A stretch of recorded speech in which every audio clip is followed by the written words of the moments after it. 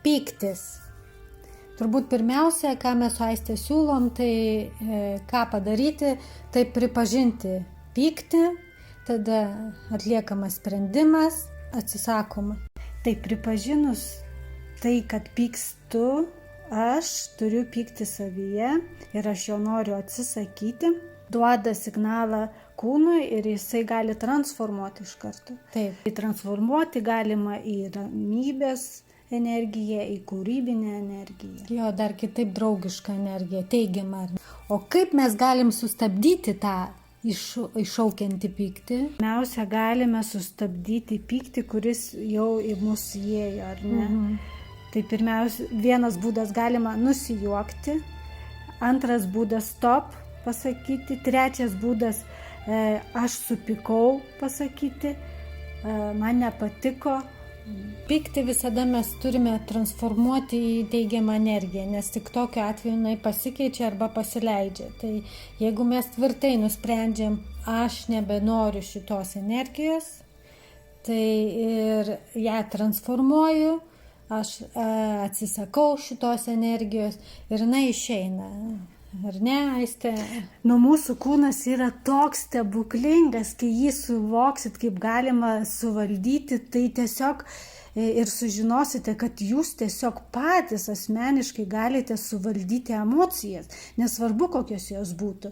Jeigu man iškilo pyktis ir aš nusprendžiu jo nenorėti, neturėti, jo nepasilikti, tai stop, aš visą save ir keičiu, kad tos energijos neišsiplėštų. Nes kuo mažiau tos energijos naudoji pykčio, tuo jinai slopinasi ir galiausiai visai išnyksta, ar ne? Iš tikrųjų, pritariu Aistai, aš atsisakau, turbūt yra pirminis pradžios taškas, nuo kurio jūs galite tvirtai atsispirti ir nebenaudoti ją niekur, kur pakliūtume kokias situacijas, ar ne? O dabar mes papasakom, kaip tai atlikti, truputėlį mes apžvelgsim patį pyktį.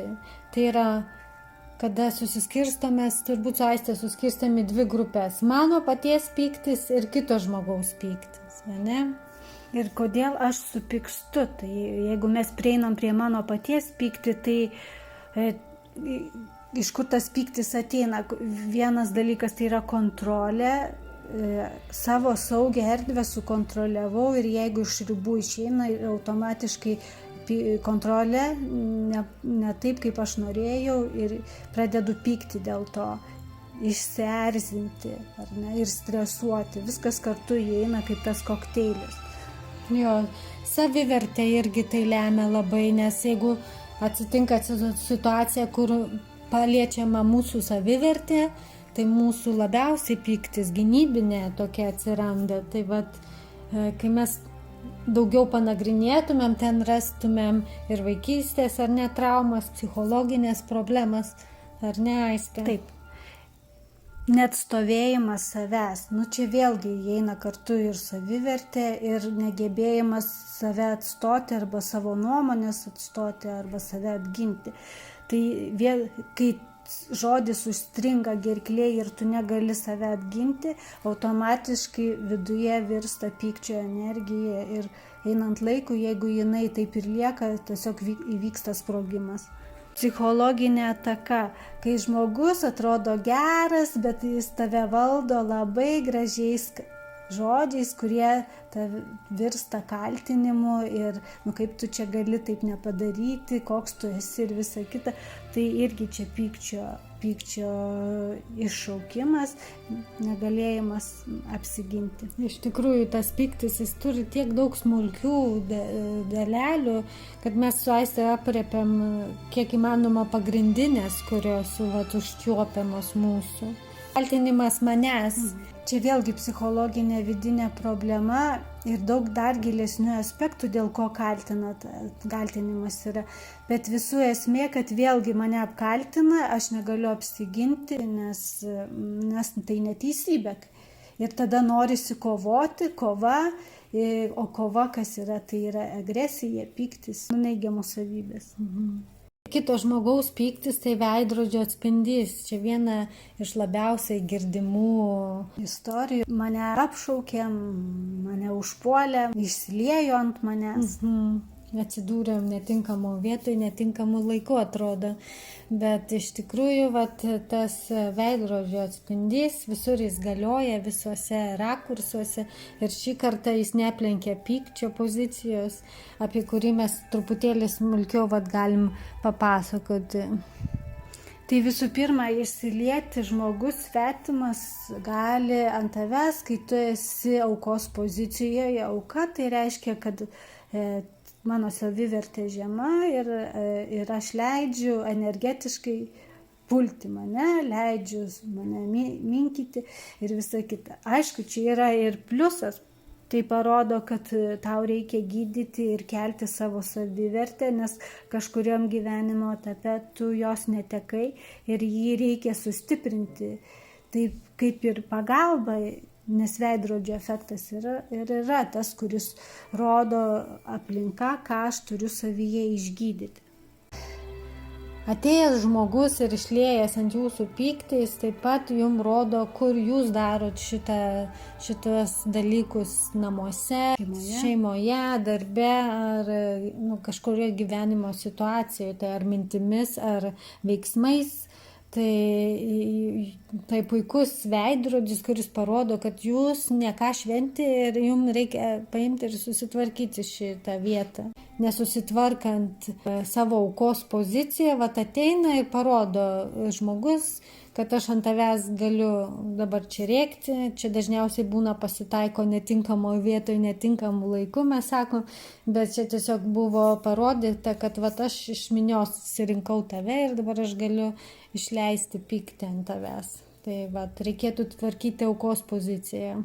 Mano veiksmas sukėlė pyktį tam žmogui ir mes esam visi skirtingi, vieni flegmatikai, kiti greiti, kiti ten su savo emocijom laksto ir vėlgi kažkoks buvo veiksmas padarytas, kuriam nepatiko, tai žinoma, tai ne tavo kaltė, tai rodo to žmogaus problemą, kurią turi spręsti, bet kadangi jeigu jisai yra stipresnis pykčiu, tuo atveju tu gauni ataką pykčio išsakymą.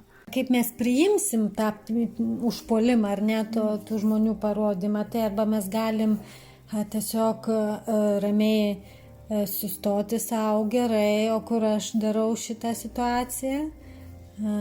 Nepulti kaltinti, ar ne, nes kažkurioje etape jūs kažkur padarėt kažką tokio, kad atsikartoja veiksmas ir situacija. Žvelgiant giliau, tarkim vaikystėje tėvai taip apriekdavo mane, ir net kažką vaikas netai padariau ir jisai ant viršaus apriekė, buvo ten vieni švelnesnis pyktis, agresyvesnis pyktis.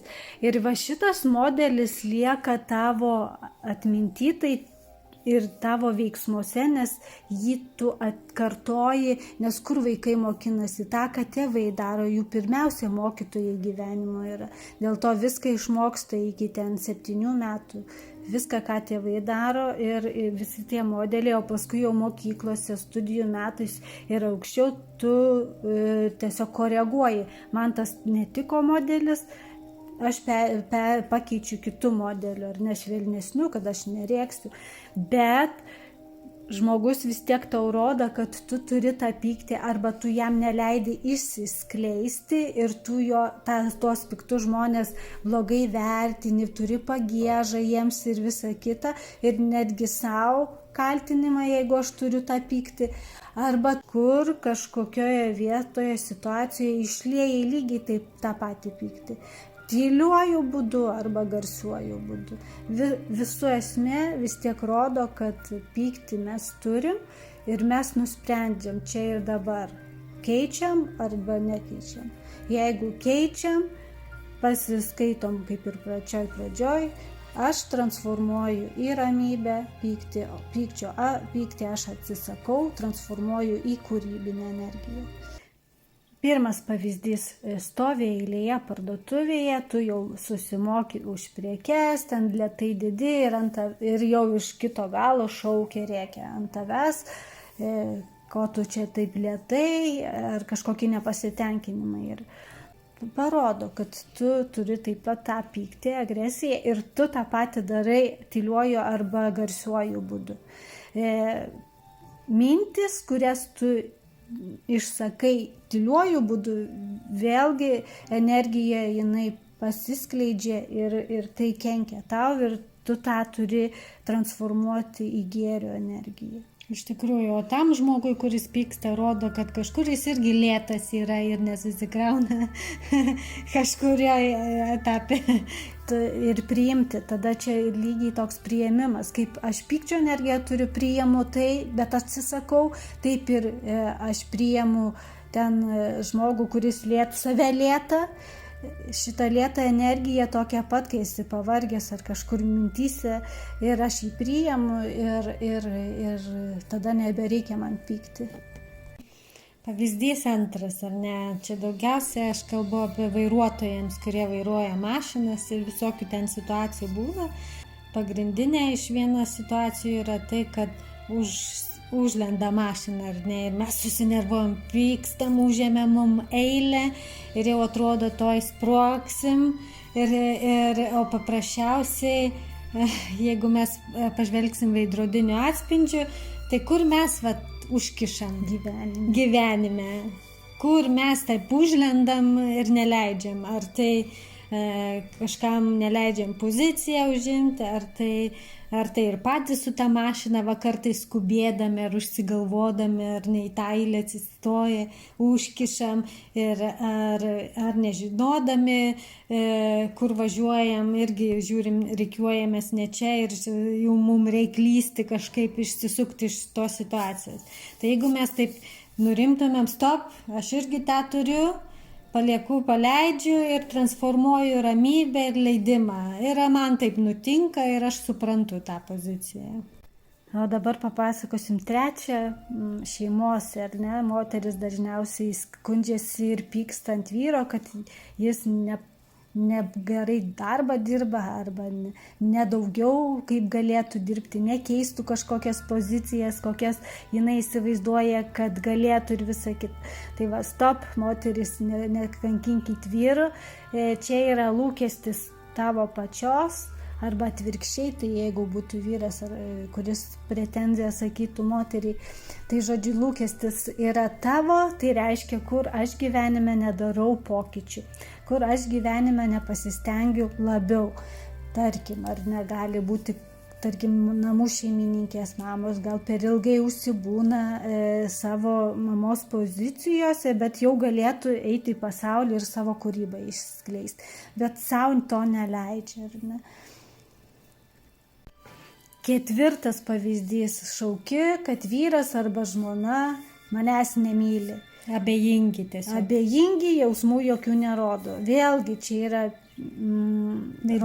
veidrodinis efektas, kada parodoma, kad vyras tau rodo, žmogau arba moteris, mieloji, mielasis, prašau, pradėk mylėti save, nes tu pamiršai, ką reiškia meilė savo, aš tau tą rodau, nes taip yra gyvenimo dėsnį padaryta. Jeigu kažko nepadarai, tau aplinka parodo ir tu transformuoji save, darai geresnį.